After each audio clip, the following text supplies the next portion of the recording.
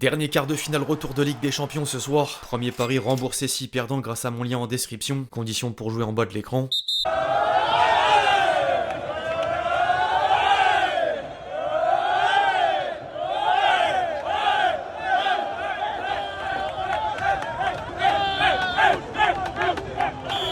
Les paroles, les actes. Luis Enrique avait annoncé que le PSG renversera la situation et les événements lui ont donné raison 24 heures plus tard. L'équipe, j'espère que vous allez bien aujourd'hui, je peux enfin le dire. Le PSG est qualifié pour les demi-finales de la Ligue des Champions. Les Parisiens seront passés par toutes les émotions entre le coup de Massoud Rafinha après 10 minutes et le carton rouge de l'espoir d'Araouro. Mais la récompense en valait la chandelle car le travail d'un collectif s'est concrétisé par une remontée synonyme de ticket pour le dernier carré de la meilleure des compétitions. Ce résultat, c'est aussi la fin d'une bien vieille malédiction. Jamais un club français ne s'était qualifié pour le tour suivant après avoir perdu la première manche à domicile. Les chances de qualification atteignaient à peine 23% et le pourcentage a finalement basculé dans l'autre sens. D'ailleurs, on espère le même schéma concernant nos autres représentants de la Ligue 1 dans les compétitions sœurs. Bref, les amis, on va revenir sur ce choc acte 2 en détail. Je vous demande juste un service, celui évidemment de m'exploser le bouton j'aime pour le référencement tu connais. Merci à tous ceux qui le feront.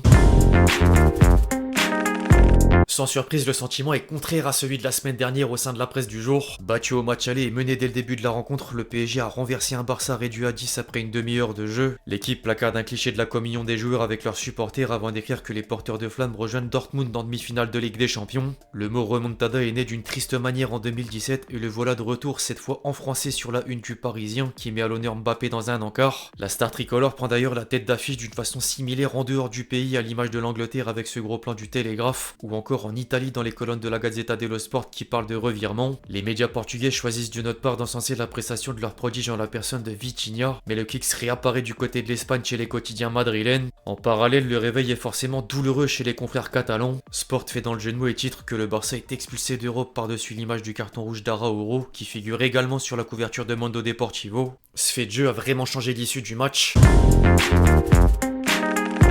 Jouer en supériorité numérique donne un avantage mais n'amène pas toujours à la victoire, surtout lorsque le break est fait au score cumulé. Le PSG est néanmoins parvenu à trouver les ressources nécessaires et peut remercier certains éléments dont Dembélé, logiquement nommé homme du match par l'UEFA. Devant un accueil hostile, il aura répondu présent par le but de l'ouverture du score avant d'obtenir un penalty à l'heure de jeu. Il y a d'ailleurs une stat assez insolente le concernant. Dembouz a marqué autant avec Barcelone que contre Barcelone en phase à élimination directe de Ligue des Champions, c'est-à-dire que celui qui plonge jamais ou presque le fait donc plus face à un club qu'il a quitté l'été dernier. Puis sérieusement, j'aurais aussi pu mentionner les deux autres éléments du trio offensif. Après une entrée explosive mercredi dernier, Barcola a réitéré d'entrée avec des fulgurances sur le couloir gauche jusqu'à provoquer l'expulsion d'Araouro qui deviendra le tournant du match. Mbappé mérite également le compliment car même s'il aura que très peu existé durant une partie du match, le pressing incessant sur la défense barcelonaise et le doublé victorieux le rendent plus que décisif. Par contre, je serai plus mesuré que les journalistes de l'équipe. Je vais reprendre une phrase de X, anciennement Twitter. Il s'agirait de doser un minimum. Bon, j'ai simplement cité Barcola et Mbappé au vu de leur importance car je voulais surtout récompenser un joueur par secteur pour montrer la réussite d'un collectif. Au milieu de terrain, absolument tout le monde a observé le travail de Vitinha qui s'est encore démarqué dans la passe et même avec un but extérieur de la surface pour remettre les compteurs à zéro. D'ailleurs là encore les chiffres en attestent. 95% de passes réussies, 10 passes progressives et je vous laisserai faire pause pour voir le reste. Mais le Portugais continue d'impressionner avec une 6ème implication dans les buts des 5 derniers matchs, toutes compétitions confondues. Quant à la défense, quel plaisir de dire du bien de Marquinhos. Le capitaine parisien a retrouvé une place préférentielle grâce au retour de suspension d'Hakimi et ressort gagnant par des interventions solides dans des moments clés. Au revoir le caca culotte, du moins pour l'instant.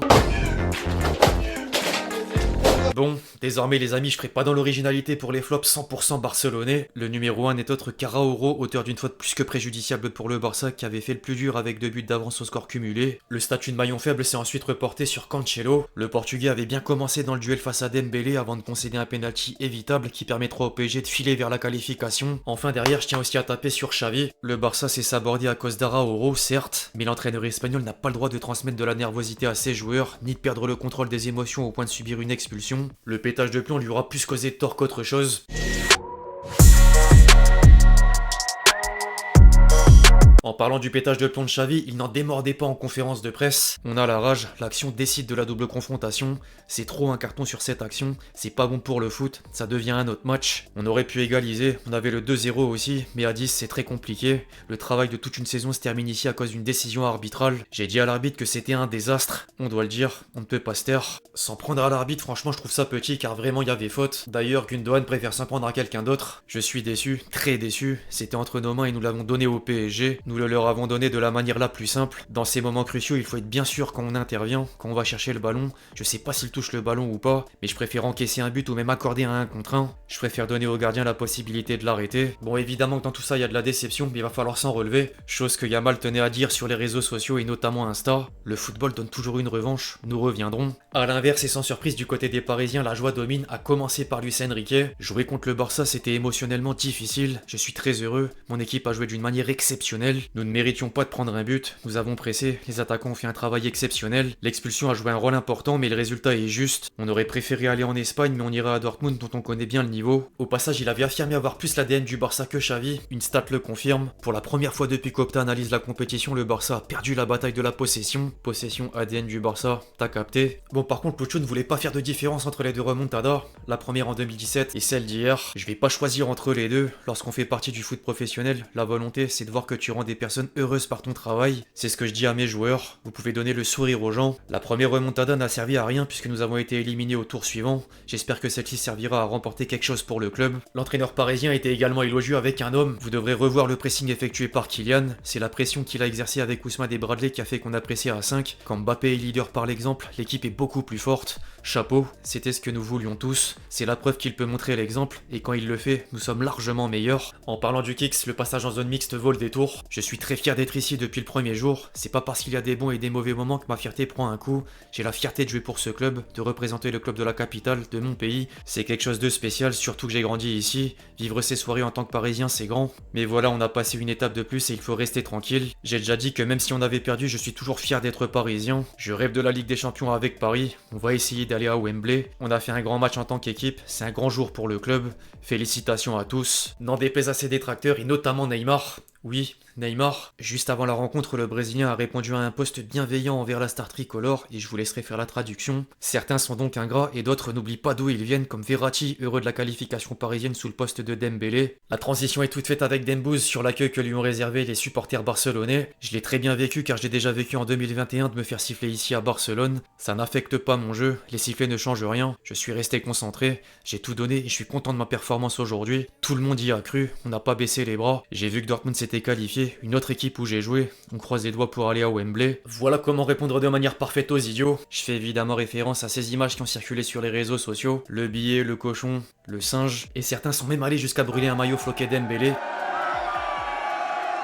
Je termine à présent cette liste de réactions avec monsieur Nasser Al-Khelaifi. C'est magnifique, un moment historique pour le club. C'est pas facile de gagner ici, mais j'avais confiance. Avant et après le premier match, même après le premier but, j'ai jamais vu ça en 13 ans. Tout le monde, ensemble, se bat les uns pour les autres. Lui, c'est le meilleur entraîneur du monde. On a été une équipe, on l'a montré. On veut aller le plus loin. Ce soir, il faut vraiment profiter. C'est un sentiment de fierté, l'un des meilleurs moments depuis que je suis arrivé. Mais c'est pas fini. On veut aussi calmer les choses, réfléchir à ce qu'on a fait de bien et de moins bien, et ne pas dire trop les choses. On y va match par match, étape par étape. Il y a encore la Ligue 1, la Coupe et cette demi-finale. Il a dit les termes et n'oublie pas non plus une partie importante de l'équation. On a les meilleurs supporters du monde. On a joué chez nous ici. On voulait les remercier. Ils étaient avec nous même après le premier but. On a été solide, on a envie. Tout le monde a envie. Et pour la première fois, même vous les médias, tout le monde était ensemble. On joue pas pour Paris, on joue pour la France. On représente la France. On en est fiers, on veut continuer. Le président du PSG qui méritait bien d'être acclamé à l'issue de la rencontre. Le parquage parisien lui a dédié un chant, ce à quoi il n'a pas dédié de dire merci par le geste. D'ailleurs, ils étaient 3000 à faire le déplacement en Catalogne, tout au long de l'après-midi en cortège, jusqu'au bout de la soirée au stade. Ils étaient au rendez-vous.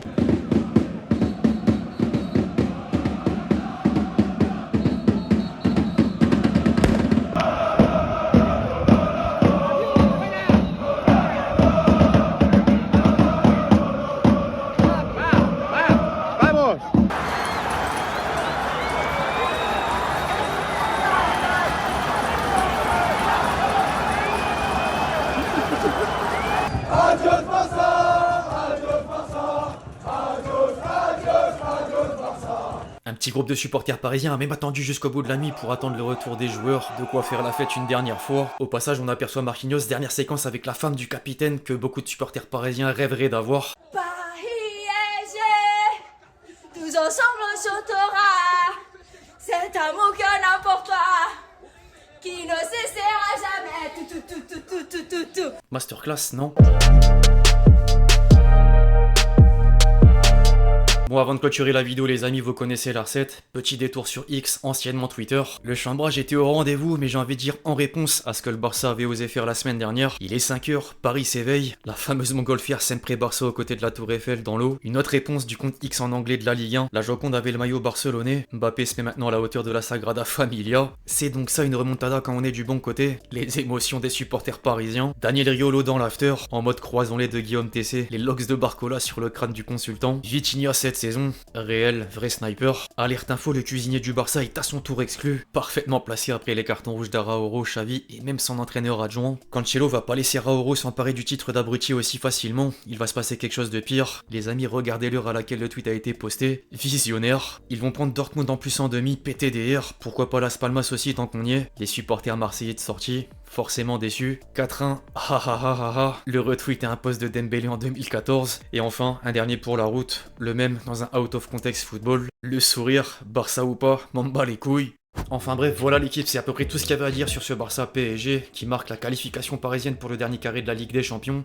J'espère que cette vidéo vous a plu, je compte sur vous si c'est le cas pour lâcher votre meilleur j'aime, comme d'habitude. N'hésitez pas à réagir dans les commentaires sur ce match et sur cette vidéo justement. Puis d'ici là, on se retrouve très vite sur la chaîne pour de nouvelles vidéos, c'était Lexchi. Ciao ciao.